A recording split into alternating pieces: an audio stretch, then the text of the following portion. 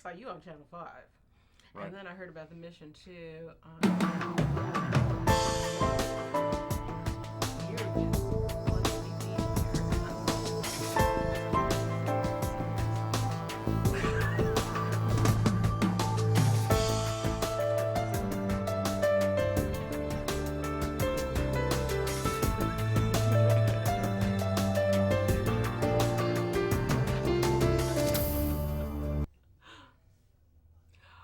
Good Saturday morning, afternoon, evening, depending upon where you are in the city. Welcome to From the Halls of Justice.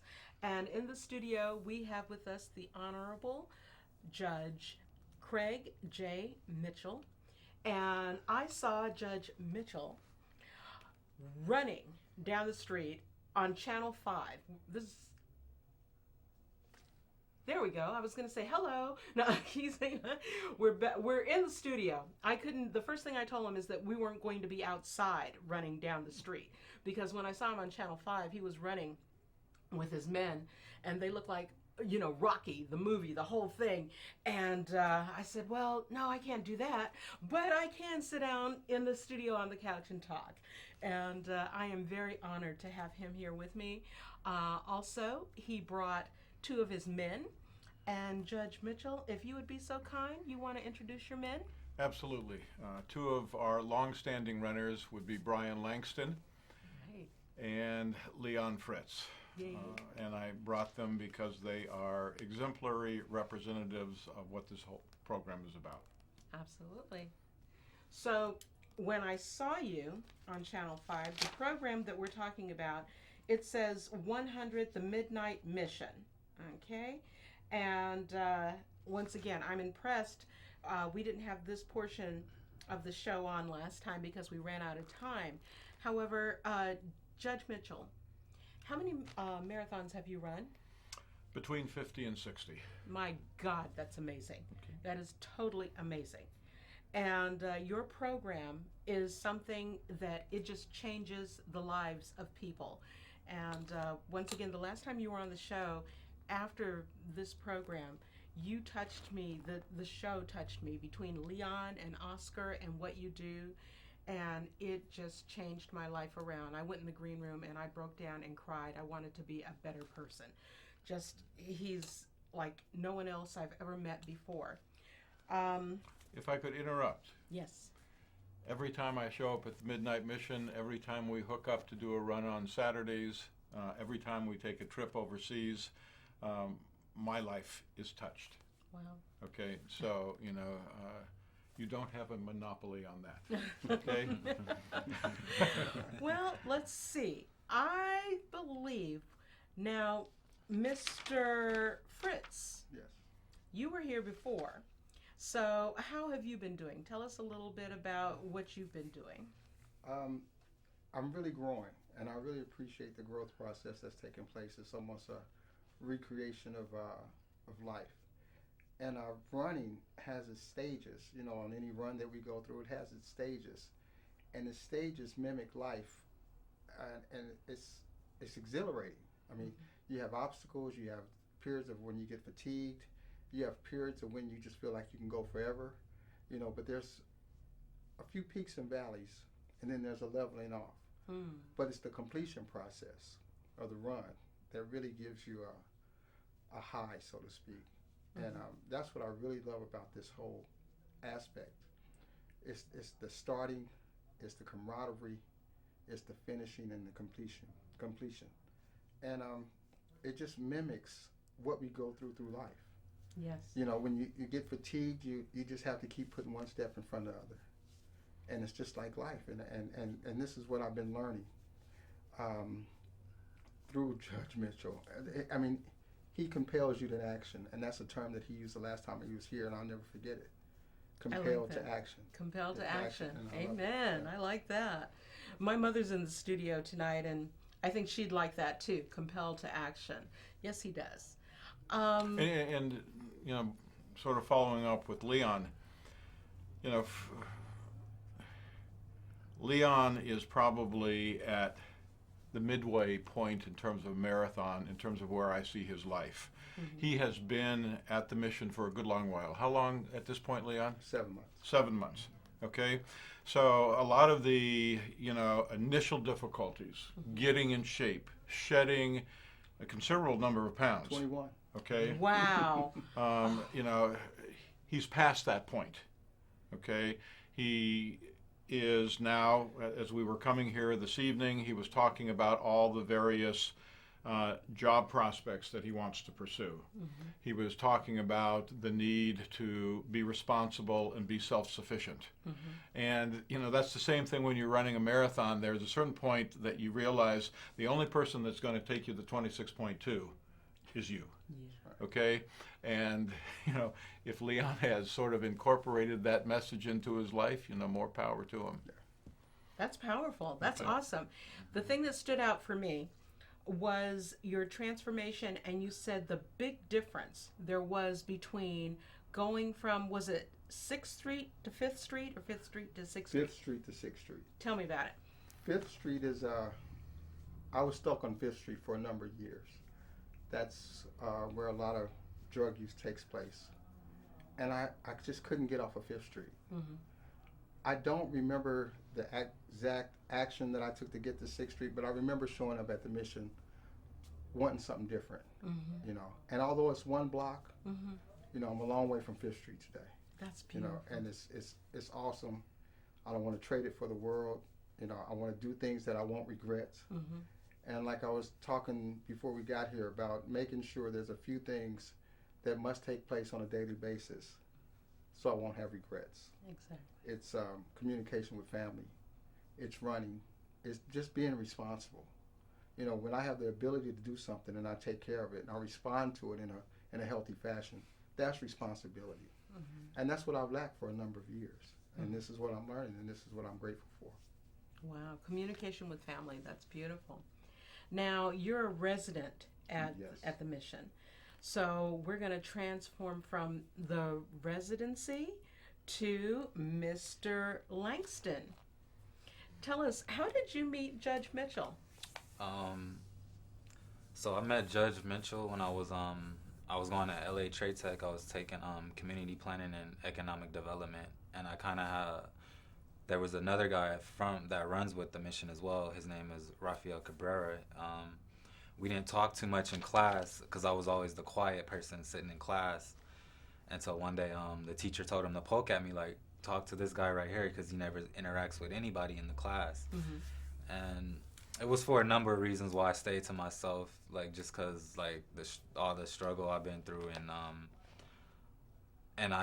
that was like my first time being in college. Like I came off the street and then got thrown in college, so I didn't feel like I can adapt with others. So I'm rough. Oh, Yeah. I'm going to go there. So tell me about the struggle. Because see, through your struggles, someone else can get delivered. Right. So that's what I want to know.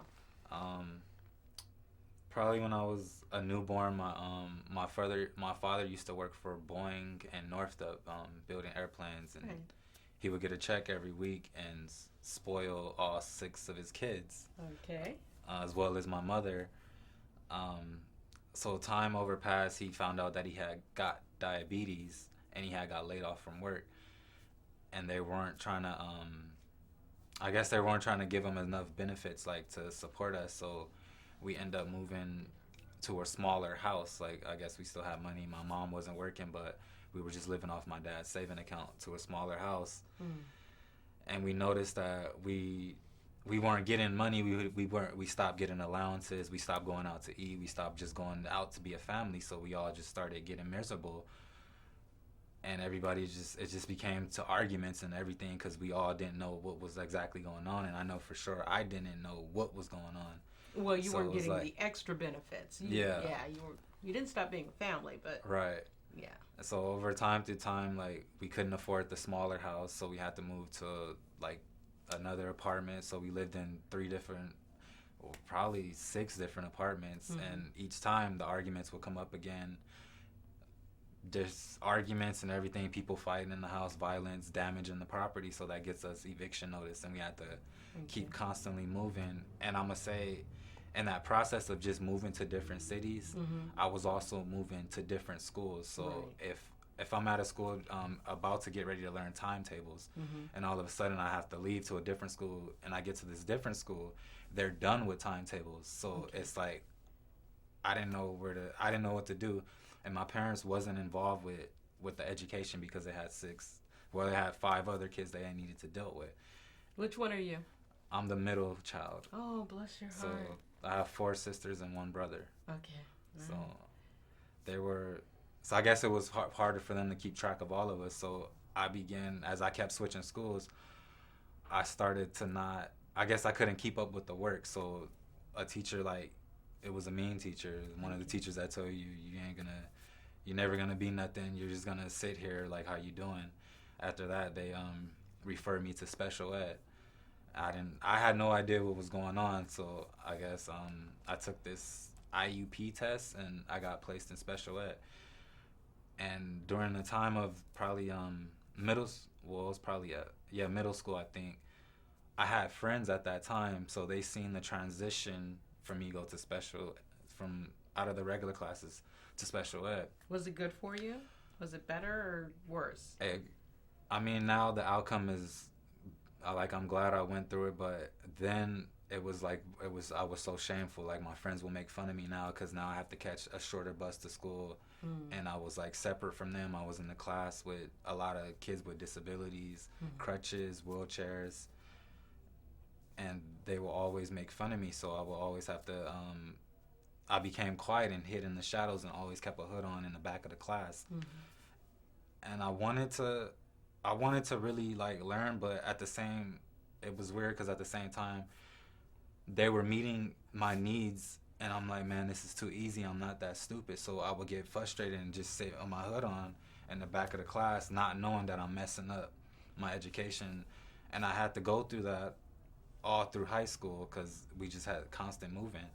So back to the just skipping all these apartments, then it just became, There never came a time when you were just saying, well, look, I'm passing all these tests. Look at my grades. Should I be moved up or? I wasn't in that mind frame at the time, and probably I think the reason why I didn't pay attention because it was just all the drama that's happening at home. So I just didn't know what to do. Like, I wasn't paying attention. I wasn't even focused on school because. Don't make me go there, because then my next question is, and the teacher didn't ask you? No. Well, the real travesty is that there was no one who took the time to appreciate what Brian had to offer. Right. And to recognize the innate intelligence. I mean, for an IEP to result in him going into a special ed class, I taught high school for 17 years. Okay, my wife has taught elementary school for 33 years. Wow. Okay, I have a good sense of children who belong in special ed and those who don't. Okay, Brian did not belong in that setting. Okay, Right.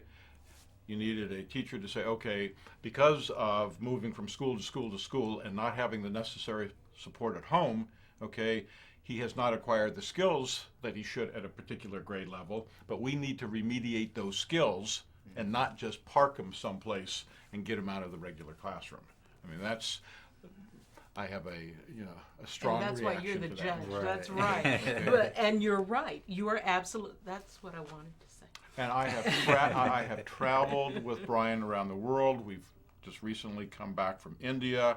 His ability to process different cultures, different languages, the whole spectrum, okay, just confirms in me, we are dealing with somebody very far removed from a special ed categorization. You guys are so exciting. You almost make me want to get up at 5:30 in the morning and run. Almost. But let's continue. Okay, so go ahead. So, I mean, just going through the transition from switching school, and it's from starting from hotels, and then it just kept leveling down. So it was hotels and then motels, and the last resort was my father's motorhome. So he did have a motorhome in the end, and we all got separated. So my 2 sisters had to go with their stepdad, and my other older sisters and my older brother, they had So your mom friends. and dad split up. Yeah, my mom, at the last place we were living with, we got evicted, and she got very angry because she felt like this is like we really don't have money this time, so she didn't know what to do with herself. So she got angry and did more damage, and she ended up going to jail. And we didn't know exactly what she did, so we couldn't find out what did she go to jail for. So, but we still were struggling. Like, well, we gotta still get out these apartments. We still gotta take care of her. So everybody like just separated, and it was just me and my dad living in a motorhome. And we lived in a motorhome not too far from the last place we stayed. And like 2 weeks later, he's like, I have to get you in school. I have to get you in school. And I'm just like, no, I don't want to go out because I'm going to go back into I got tired of getting the same repeat over and over. I didn't want to get in a special ed class again because I didn't want to be shamed. And I knew the kids that went to that school because I grew up with half of them. So if they find out that I'm living in a motorhome and in special ed, I just thought that was the end of my life. So it was like, I did it. I eventually went to school, but still it was just hard for me to focus in class because after school I will go back to the motorhome, and my dad will scrape up as many as pennies and nickels and dimes just to get a $1 hamburger off the dollar menu. And we had to go through that every night. Some nights we couldn't eat. It was just a slab of bologna or cheese or something. Even most time bread, because that used to fill me up a lot. And just like coming to school like that every day was just like, I didn't want nobody to know, but eventually they found out. Because I usually, when I come out the motorhome, I get a scooter and I take the opposite block all the way around so they wouldn't know that I'm living in this motorhome. And one day I walked out on perfect timing of two of my friends. They seen me and they're like, what are you doing there? And I just froze up and I didn't say nothing. I just like kept walking off, and they caught up to me. And eventually I had to share what was going on, and they accepted it. And that's why I still communicate with them to this day. And just down the line, just living in that motorhome, slowly my grandmother came down to visit us. I don't know. I still to this day I don't know how did she know exactly where we was, because we didn't have no technologies or phone communication. So she came there and took me from my father, and it was kind of like she was gonna leave him there, but she offered him to come to LA to live with us, and he said, "What about the motorhome?" And she offered him to park it in front. Aww. So I got checked into I got put in special ed again because I still didn't know what was going on. And I lived inside my grandmother's house while my dad was out on the street living in the motorhome. Okay. But you still got to see him because he was like in front of the house, right? Yeah. Okay. I do want to point out one thing that I do love, that I still love my dad till this day, is it was a Halloween night living in the motorhome, and I usually get to go trick-or-treating, but around that time I couldn't, and I was ashamed to go. I didn't have the costume. I didn't have anything I want. So he kept bothering me about it. I'm like, no, I don't want to go out there. And he was like, you know what, fine, I'll go do it for you. Oh. And he left and came back and gave me a bag full of candy. Oh. And I was just so like happy, like, because I mean, that's the purpose, is going out getting candy. That's true. So I had that, and that's why, like, free candy. Yeah, that always stuck with me. Like, he's still there. Like, I'll look outside my grandma's house and he's still there. Like, back then, none of that, I didn't look at none of that like how I look at now. Like, he really like tried the best he can. And then slowly but surely my mom got out of jail. She came back. They kind of worked, my mom and dad kind of worked it out. My dad worked it out for us to live in a back house. So we moved out the back house, and my brothers and sisters came out of nowhere and lived in the back house. It was a one bedroom back house, and all five of us was living in there. We had just bunk beds all in there. But you were together. All together. But that's a bad thing, because once the argument started, everybody has their everybody has their peace of mind.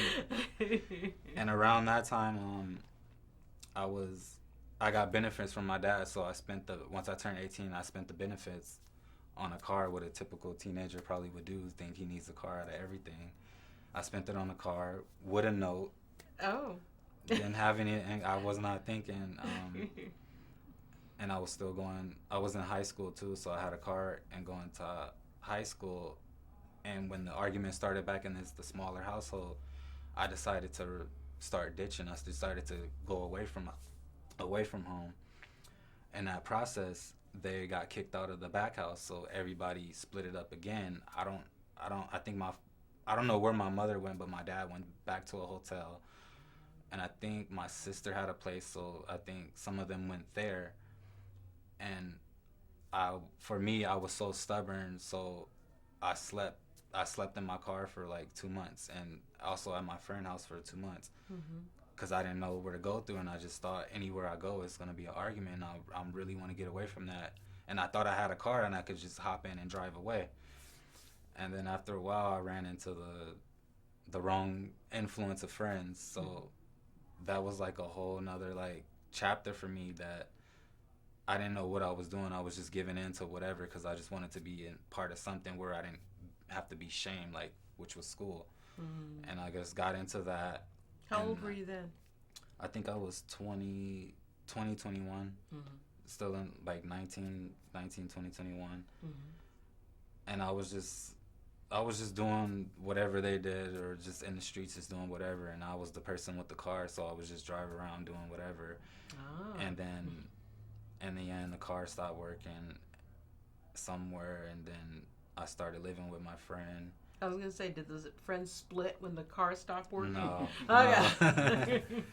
But we that's why I still ride a skateboard to this day, because the skateboard really like brought me to attention that I don't really need a car, and that skateboard always because I took skateboarding seriously back then too, so, and that was something I always run to get out my frustration. I'll take all my anger out on how to learn a trick, how to skate better.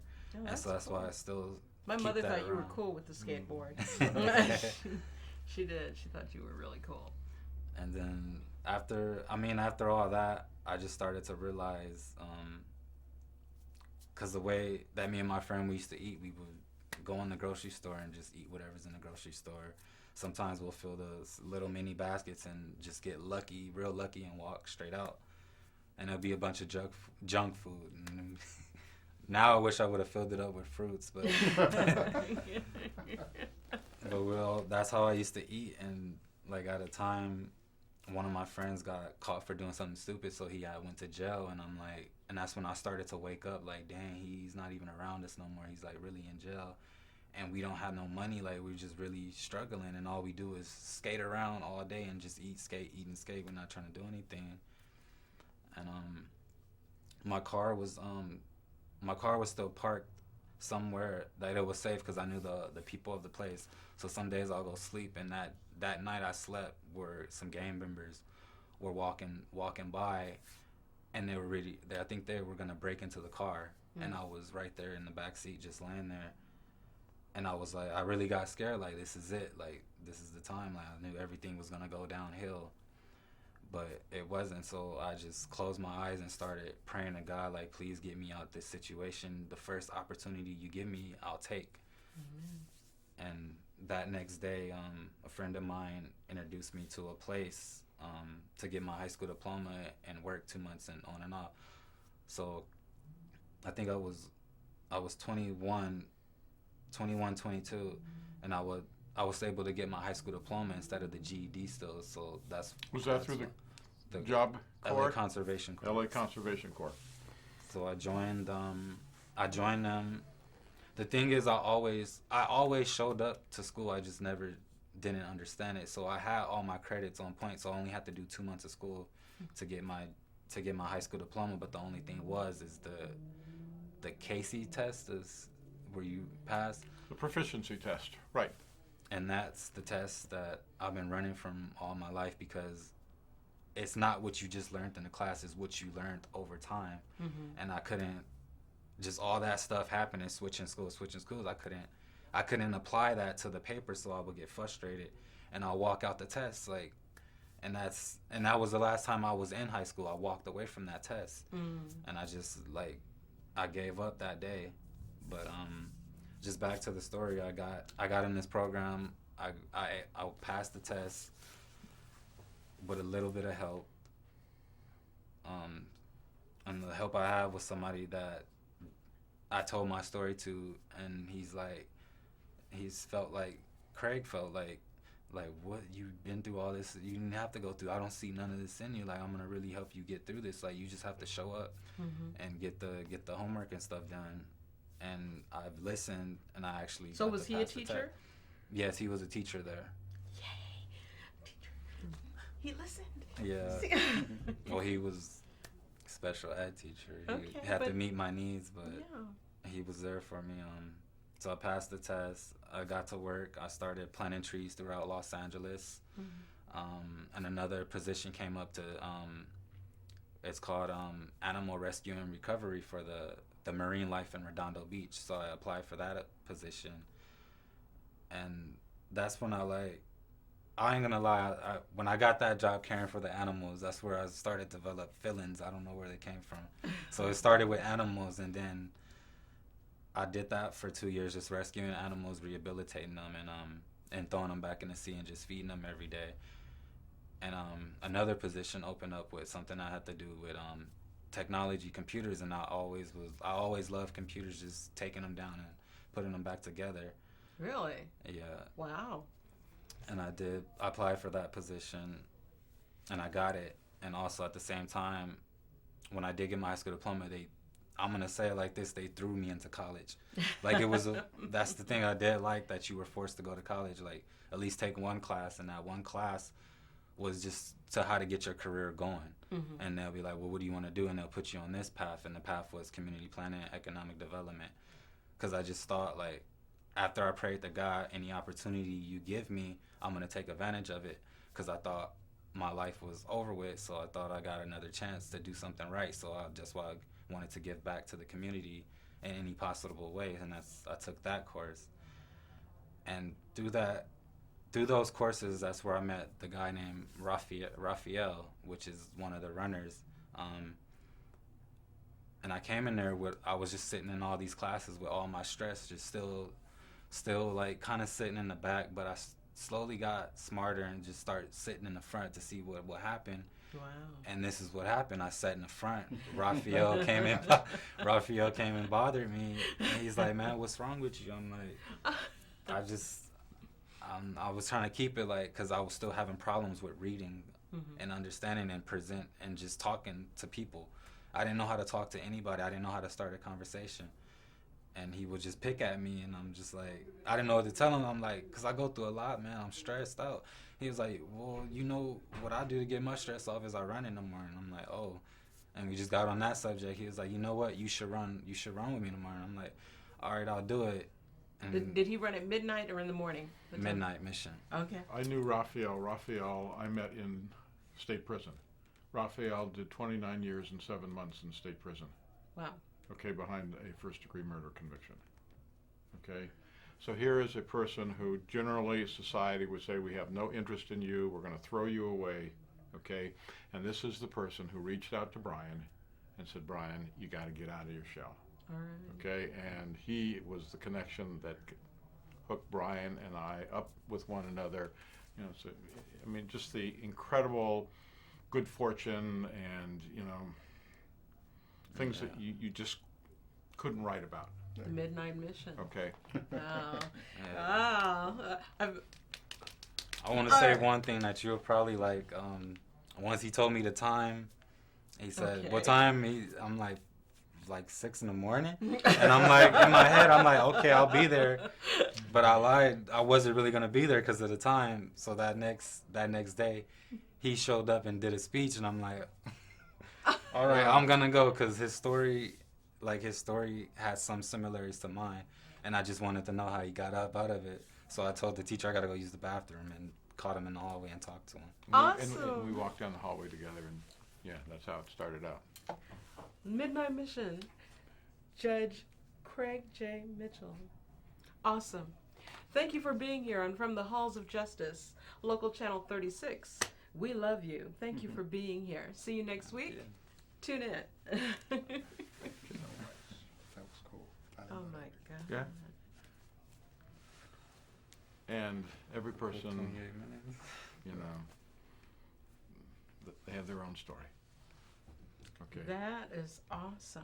That is You know what's really- incredible is say for instance, I'm from this side of the tracks, and he's from this side of the tracks. Mm-hmm. When we run together, There ain't no tracks. there's no tracks. There's no tracks.